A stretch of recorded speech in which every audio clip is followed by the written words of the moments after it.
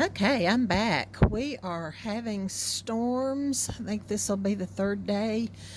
We aren't having bad wind, but boy, we're having the thunder and the lightning, and I love to hear thunder. But whew, this is getting kind of wild.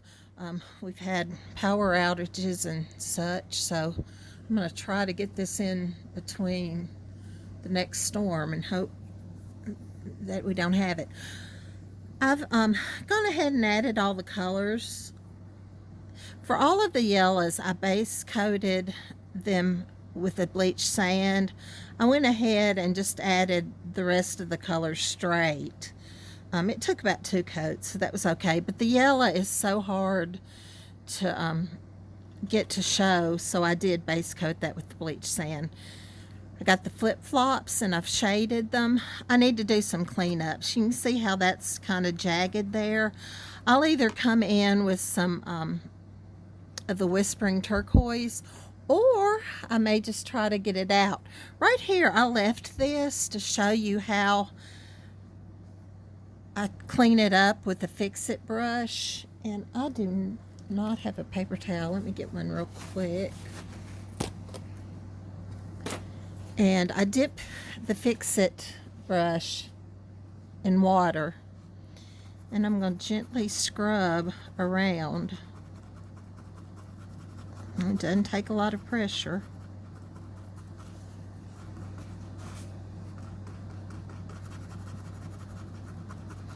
But this is my favorite brush. It has gotten me out of lots and lots of messes without having to repaint.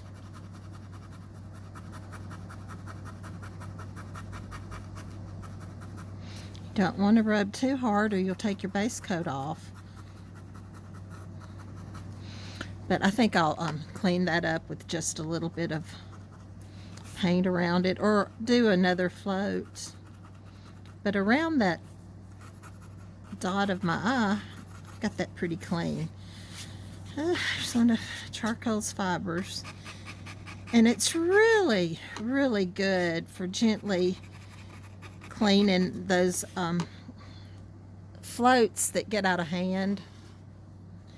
This one's over here, and that usually happens when your brush is too big, and I was trying to work fast and I was using a bigger brush than I should have been using. But anyway, that's what we do. I'm going to do some dry brushing. I'm going to start up here with the sun. I'm going to put some cheeks in where I think the smile will go. I'm going to show you how I do dry brushing. It doesn't take a lot of paint. That's way too much paint. But this is an old brush. This is one of the best dry brushes I have. It's a low Cornell. It was a filbert. I literally have probably had this brush for 25 years. It was the best brush before it became a dry brush, and it's the best dry brush I have. I've painted almost all my cheeks through the years with this. I just pull some paint out from the puddle and work it in, and you can see that it's not leaving blobs. And that's what you want when you dry brush. You just don't want very much paint in there. And it's easier to add paint than to take away paint, but it can be done. You can take it back to the base color and try again. So, let's just put them.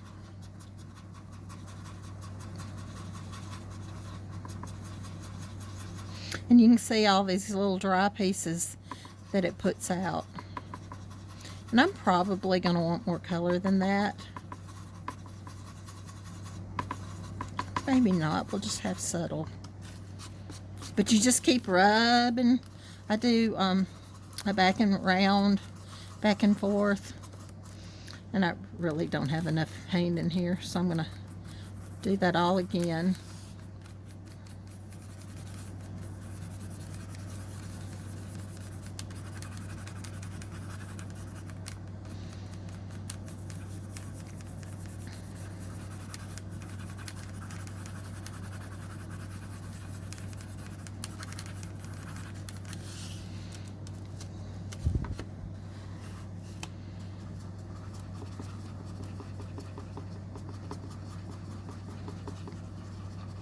And you can see there was a dent in the wood, and that shows up, but it's okay. Just adds a little texture, and you can always say that's exactly what I wanted it to do.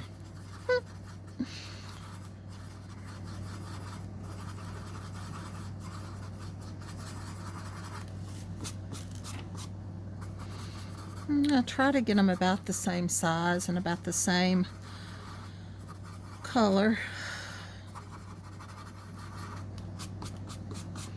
There you go.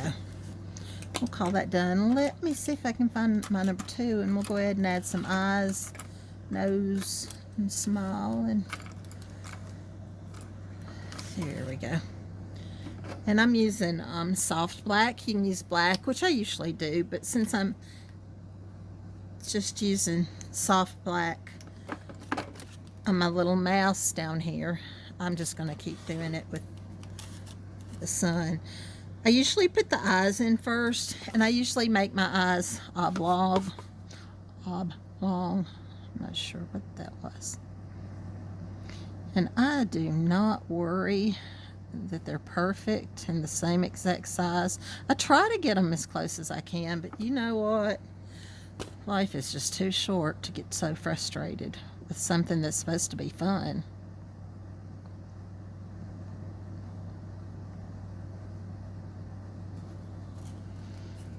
And that one does need to be a little bigger.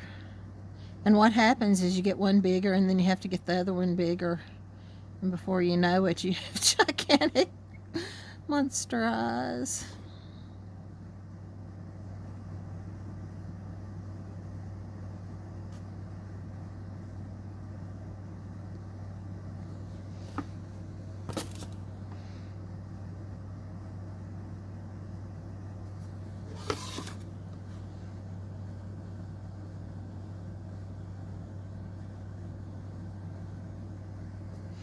Okey-doke.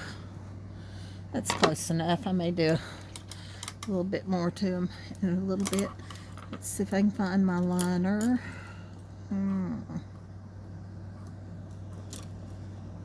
Well, I pulled all my dry brushes out, and I don't know what I did with my liners. This will work. Again, I'm going to thin. I dip my brush in the water. I try to get the paint off so it won't drip down, and I just pull it out till it's about a neat consistency. And I don't know if I can do this flat with it sitting down, but we'll see. Yeah. I'll need to go over that again.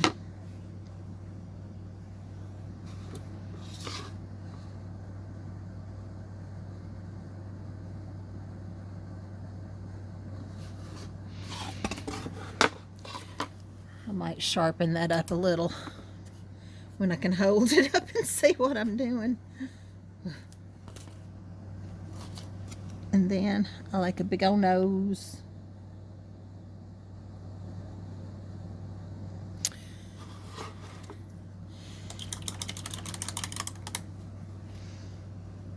His eyes might be dry enough to put another coat on them.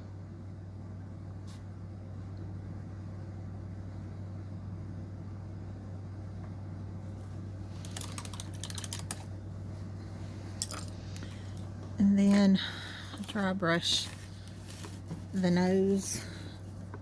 I need to add some more paint.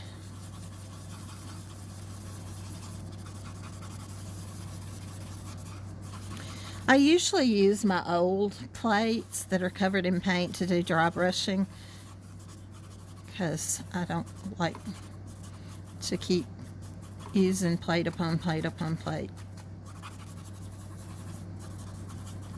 Okay, this brush might be a little too big for this area, but we're gonna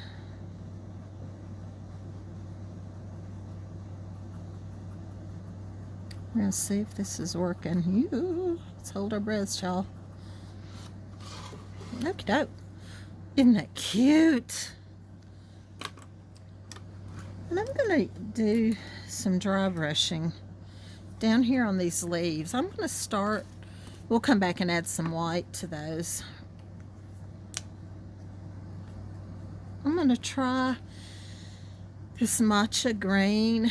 It's one of the new colors. It might not be a big enough difference to work, but we'll see.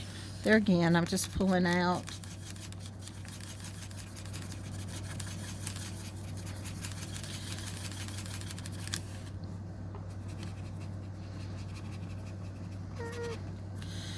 Not enough difference, but if it's not a big difference, a lot of times I'll add more paint and not work it in as much. I bet this isn't enough. I really did this all because I want to dry brush where this frog is.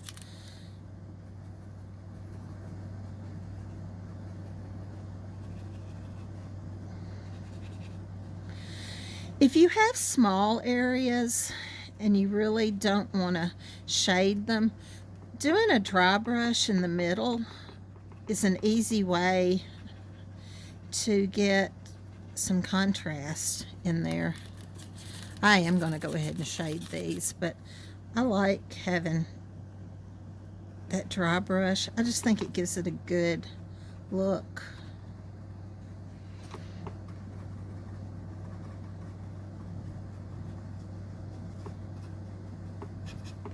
And I'm not going to waste time doing all this because you get the idea. I think dry brushing is a technique that you really, really need to have in your wheelhouse. It adds so much with such little effort. But anyway, we're going to stop with that. I want to add some light pink up here in these roses. And I'm going to use cactus flower. It's another one of the new colors. I really, really like this. And I like this shaded with another of the new colors, the warm sunset. It just gives it an almost retro look to it. But I like shading with the unexpected. I think it adds so much.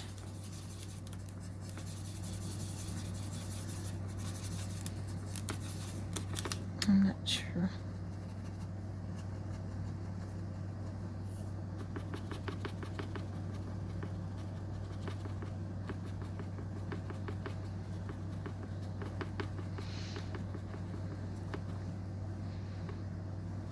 But doesn't that add just a nice little touch? I'll try it in the middle of here.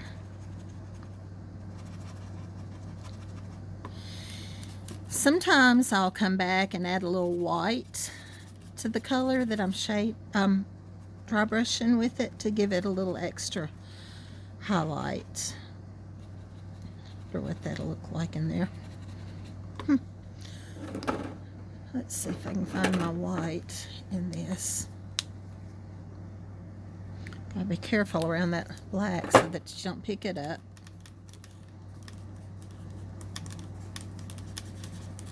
But you can see how it's a little difference there. But it's not stark white. But there again, sometimes I'll finish with just a little bit of white.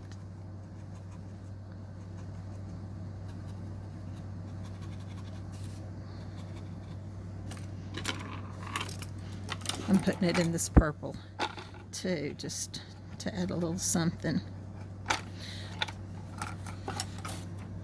There you go. That's just an easy way to get a pop of color.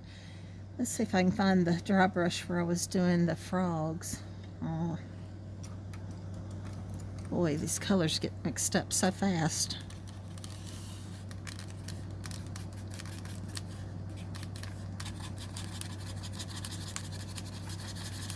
I don't know if that's enough white. Yeah, you can see how that really helps that to pop.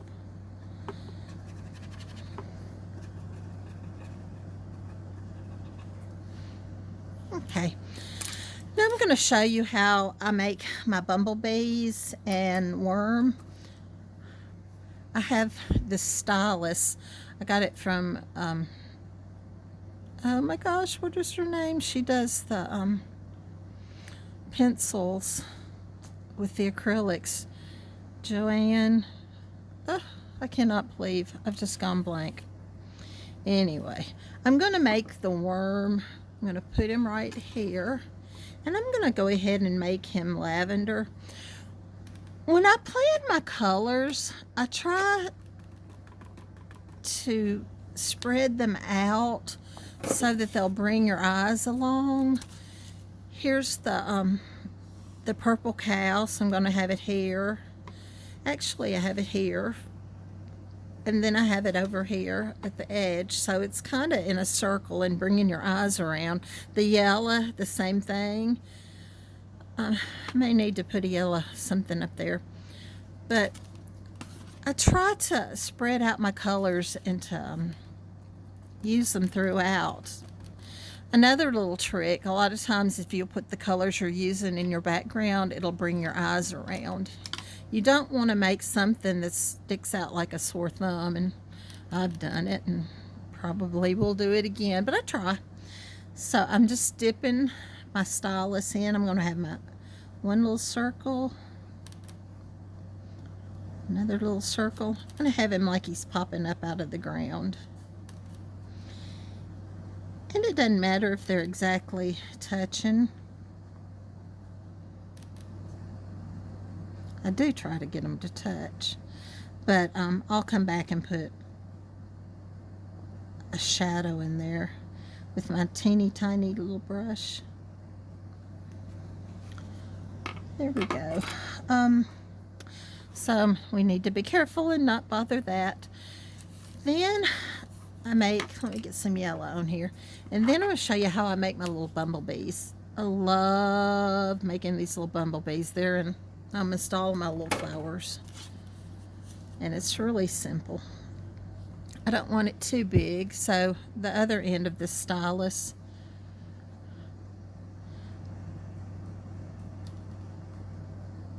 let's put a bumblebee here. I'll just put little black dots, and I am not going to put a lot of these out because I don't want to mess up and smear these. Again, it's just paint. I don't want to spend all my time having to fix it. Then I get my little 18-aught, put a little body,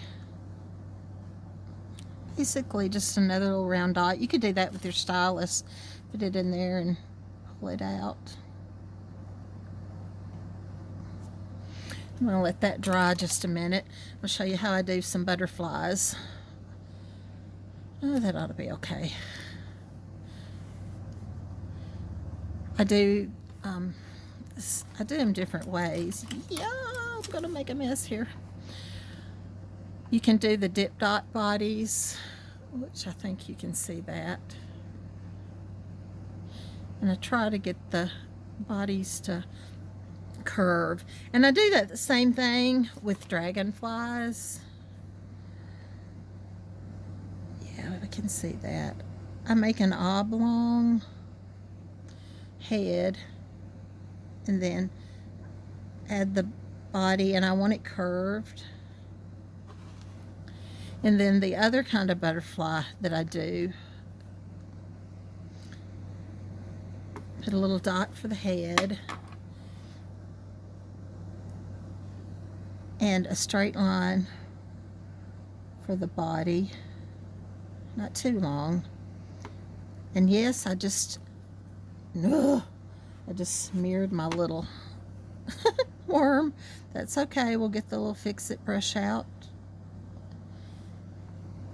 And then some antenna for the bumblebees. I usually do my antenna for my bumblebees with squiggly lines. Butterflies, let's try not to mess up again. There go the lights. I better get off here fast. Anyway, the dragonflies, I do squiggly lines too. And for butterflies, I'll often do a little swirl. Then going back to the bumblebees,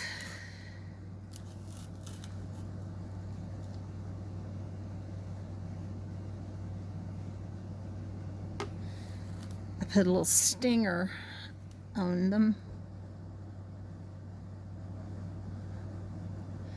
And then a couple stripes.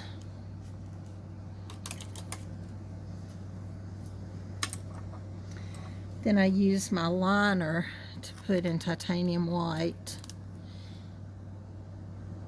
I'm trying not to smear that anymore. Then two little wings. It's kind of a line. I don't even know how to describe it. But anyway, I should wait for these to dry. But the dragonflies pat and drag to get the wings.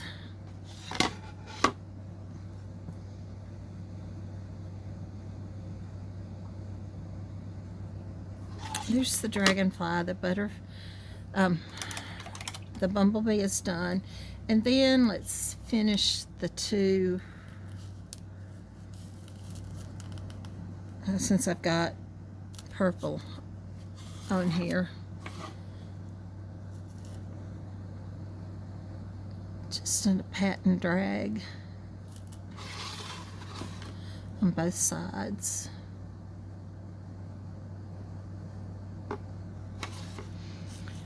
And that's the easy butterfly. And then, yeah, I've got some yellow.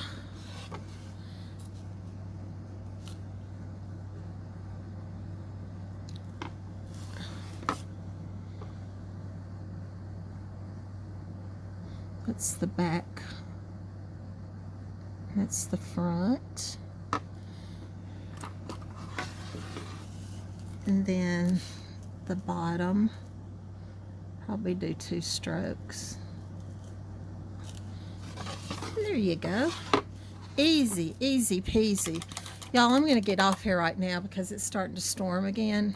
And I don't really want to have lightning and thunder crackling.